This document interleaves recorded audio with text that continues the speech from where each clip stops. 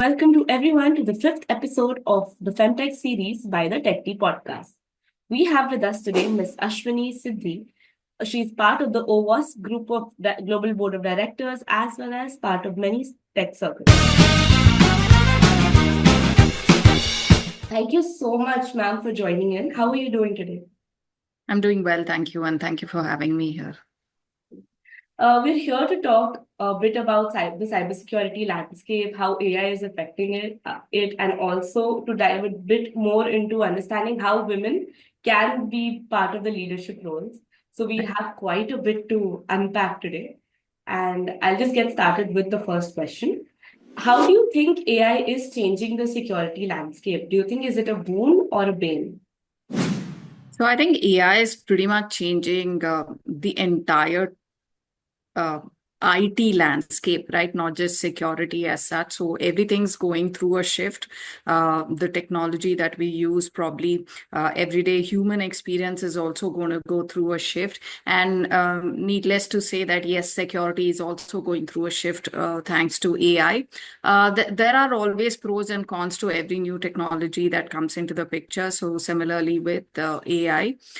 So yes, there are concerns, the outspoken concerns regarding AI-related malware and attacks, and how easier it is for attackers to just write a payload and get exploited, things like that. But that's common knowledge, right? Everybody is aware of it. But how does it actually affect the security industry internally in terms of their day-to-day operations? That's for the good, right? So a lot of manual activities, day-to-day jobs can be automated. It's going to make your processes so much more faster, smoother, and simpler. It's going to eliminate all of those tasks for us, and it's going to leave room for critical thinking aspects. It's going to leave room for creative aspects in security engineering, and that's the shift that AI is going to bring for us, and that is the change that I see. So it's essentially, it's a very interesting point about, finding the balance between automation while still being aware of the malware that, it creates. And I think that's a very good takeaway for our users and viewers. But That's like at a highlight, right? As a summary. I mean, yeah, we can certainly break it down into much detailed aspect, but yeah, that's the summary of how it is trying to shift things in the security industry. Okay. And we're always talking about how to get to the attack, how to get to the malware before it gets to us. So do you think, in your opinion, can AI effectively predict and prevent cyber attacks before they happen? Yeah, I surely think they can. I mean, if people can write malware using AI, it can certainly be used to detect malware too. Only at times it might need better training eventually to adapt and have that 100% precision. Yeah, it's probably yet to be there, but yes, it's on its path already. Anything with threat detection and anomaly detection, anything that goes outside of the baseline, I think can be predicted very well. It's pretty straightforward for AI. And also things like aligning to organizational policies, any configuration that goes out of its way, which can potentially lead to an attacker getting into the system or a malware getting into the system, is also a red flag, right? It can flag out these concerns too. And look out for signatures, look out for anomalies, look out for configuration changes, policies not aligned to, I think all of these things it can do. And also it can ensure that there's a basic set of rules that a specific security tool itself has to follow, like a firewall or an intrusion and detection prevention system. If there's something wrong with it, it can, quickly send a notification. It can probably be aware of the state of all of these systems together, right? So currently in the network, when we talk about now, we talk about, okay, a firewall probably which is aware of its state. Then we talk about maybe an intrusion prevention system that's aware of its state, right? Maybe with AI, we can combine all of them together and contextually be aware of the state of all of these systems and configurations and the data that is going through them together in a single point of place, a dashboard. And I think AI can help with that a lot. So it's going to streamline a lot of these detection activities. You don't have to be looking at multiple places. You don't have to be reliant on just logs and then generating alerts and notifications from them. You don't have to wait till all of this information get into a log to be notified. There are n number of ways, and then all of these can be unified into a single point of place and dashboard. I think that's going to help really. Hmm. That's great to know that, with AI we can be more proactive, and it's definitely where we're heading to a more faster, quicker way of being more resilient and keeping our data secure. But there is a other side of AI that's often debated in many forums, and it's spoken about.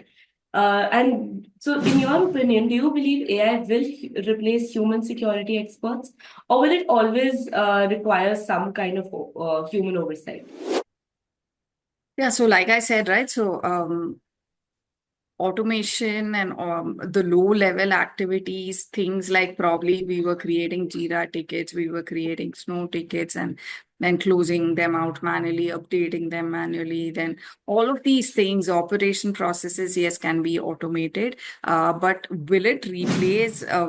Let's take an example of threat modeling, right? Because I do threat modeling, used to do a lot of threat modeling.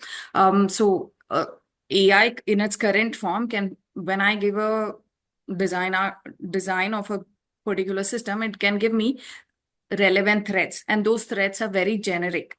So when I, as a security engineer, deep dive into the same design, we are going to find more business oriented design, security related issues, right? So there is a difference between what the outcome would look like if I did a threat modeling versus AI did a threat modeling for the same design, right? So the low hanging fruits, the low level threats for now, yes, it can give in its current form. Whereas will it still replace an engineer taking a look at it? No, not completely, right? There are certain activities in security which would require a human oversight, which would require creative thinking capabilities, with critical thinking capabilities, and all of these aspects, right? I don't think AI in its current form can completely replace humans yet, but anything related to automation and day-to-day operations, which unfortunately weighs down a lot of security engineers, and instead of doing actual security work, cycles are being spent on these, that it can eliminate. So it is more like a sidekick, a side buddy, or a complementary thing to a security engineer. It is not going to replace a security engineer. It is certainly not going to replace somebody who's coming with a wealth of experience, like say they've been in the industry for 10 plus years, and they are the ones probably who would be designing AI systems for security, which will help with security operations, but they are not going to be replaced by AI, not in its current form. Thank you for that. I think that's the one that's reassuring. Two, that also helps us understand that AI is a very valuable tool in its current form, and and it's very important that all of us learn the applications of it, train ourselves to make our job easier. So thank you for that. Now, with this, we come to the end of the first segment and go on to the other one. And in this part, it's essentially, Ashwini, you've been involved with so many tech circles. You've had a very brilliant, a very elaborate, career till now. And so, what advice would you have for new, women entering the tech landscape?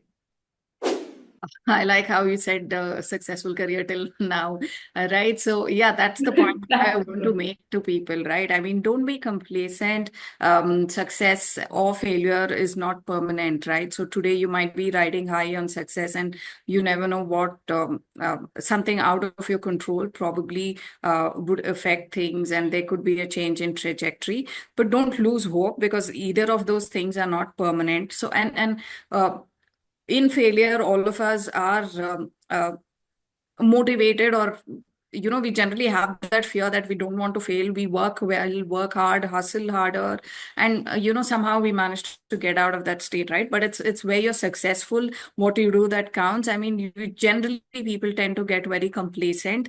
It's not just women, right? Could be anything. So you just can't ride on what you did before, right? Maybe you can for some months, 1 year, 2 years, but not forever, right? So it's not like you achieved something big and then you can sit on it. It's work. It's everyday work. You have to keep learning. You have to keep updating yourself. The threat landscapes change, technology changes, like how AIs come into the picture, geopolitical situations change, cultural aspects, and your life changes. There's so many aspects to it, right? So don't be complacent.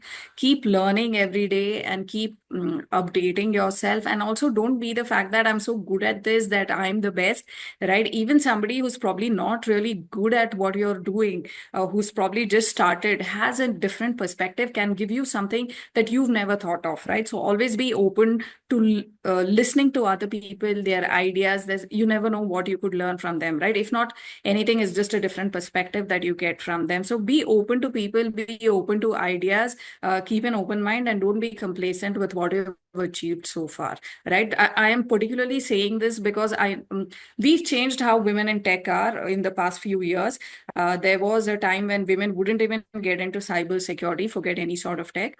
But we've sort of changed that. Now we have a lot of women out here in both regular tech and cybersecurity and all of that. But after a while, they drop out, right? That's why I am saying this. Probably just don't sit on it thinking that you've reached there and you just fell victim to something, so you have to drop out. Nothing of that sort, right? You have to keep working. It's evolving, so keep your work in progress all the time. You're not like done and say I'm good now, this is the best I can be. No, right? There's always place to evolve, so keep that in mind. So that's what I wanted to say.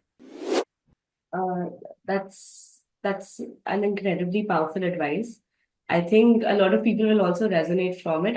For me personally, the line that hit home definitely was around keeping your, ears and arms open for new perspectives, because you never know what might help you out.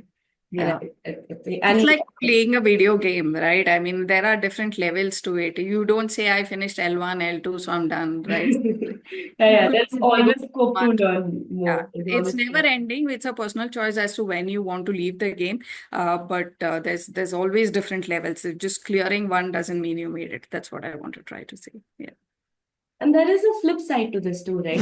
How can we as organizations, as a community, empower more women to take on leadership roles, in your opinion? That's a good question, because we don't see a lot of women at leadership roles, right? So that's something that organizations really need to invest even in today's time. It's believed that leadership roles have to be aggressive and cutthroat, and you have to constantly be at the go. That's the only way to achieve business.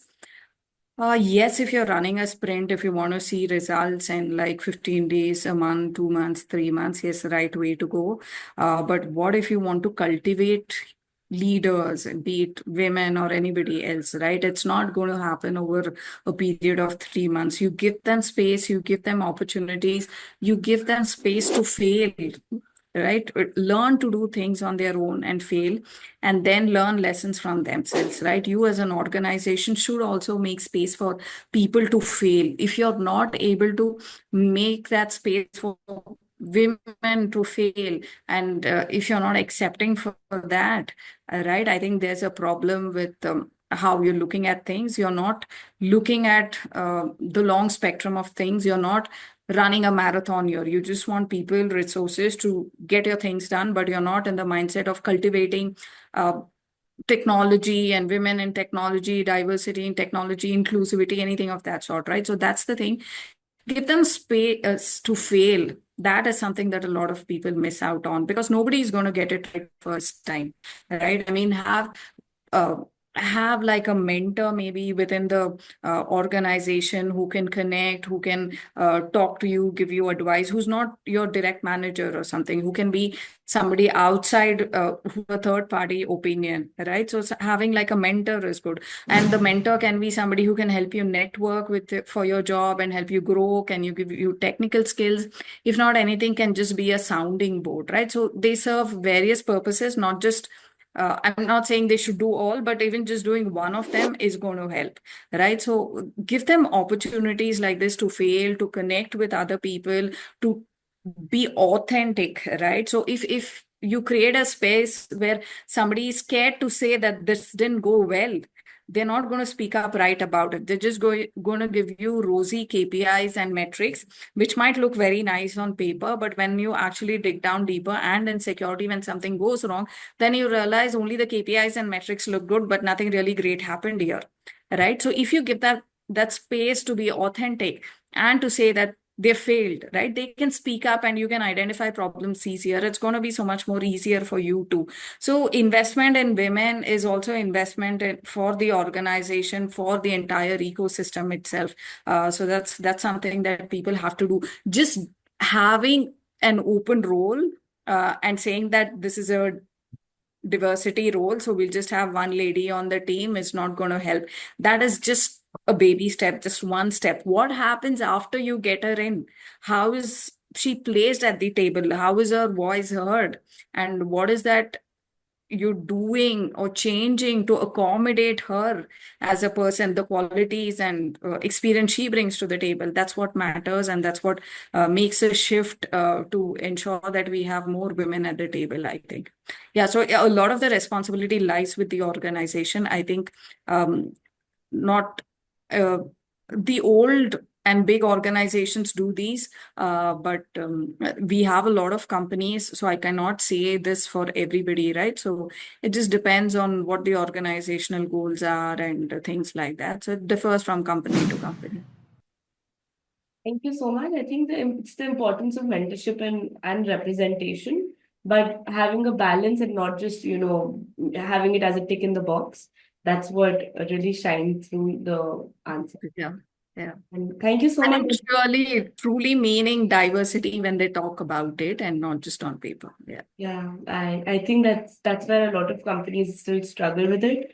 We say we have 40% diversity in our leadership, just as an example. And then you go and you look and they have 4 or 5 leaders, and out of that one is a lady. And that's how Yeah. they're quantifying And it. how strongly are their voices Yeah, heard? Are they even, um, can they even speak to their authentic selves? Those are things that count, right? So, yeah. that's very true. Thank you so much. That brings us to the end of this podcast. Thank you so much for joining in and giving us your valuable inputs today, ma'am. Thank you.